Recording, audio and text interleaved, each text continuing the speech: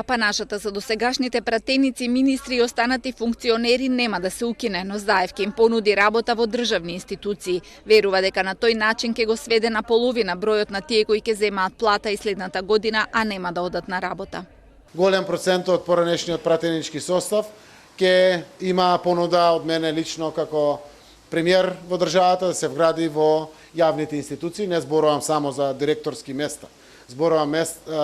Зборувам за позиции кои што ќе значат искористување на нивното драгоцено искуство и капацитет, да може да влезат во самите институции, да продолжат да креираат и да создаваат за својата држава, заради тоа што кога извршувале највисоки функции во државата, редно е тие луѓе кои што имаат своји профили и експертизи да бидат и понатаму во функција на државата. Премиерот кој денеска се сретна со Сојузот на стопански комори не одговори конкретно дали ќе се продолжи мерката за поддршка на фирмите за исплата на плати на работниците. За масовните откази кои следеа само еден ден по завршувањето на едномесечниот рок за отпуштање по искористувањето на државната помош, рече дека деловните луѓе не може да очекуваат поддршка ако не водат сметка за работниците.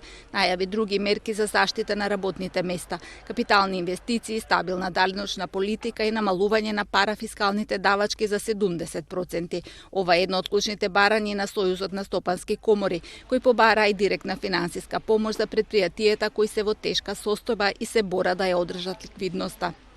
Сите предпријатија и сите они од приватниот сектор кои што се соочуваат со финансиски потешкоти поради кризата да добијат соодветна таргетирана помош која што им е неопходна. Значително намалување на парафискалните давачки, за кои што апелиравме со години наназад дека навистина представуваат практично поголемо оптоварување во вкупна сума дури од даночните обврски кои што предпријатијата ги имаат во Македонија.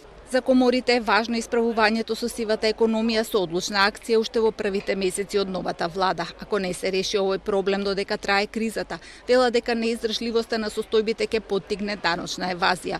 Доколку тие кои работат на црно поминуваат неказнети, тоа ќе испрати лоши сигнали за сите граѓани кои се дисциплинирани и плаќаат даноци. Дополнително велат посебен акцент треба да се стави на коалициска борба со корупцијата за да нема можност за изигрување на прописите.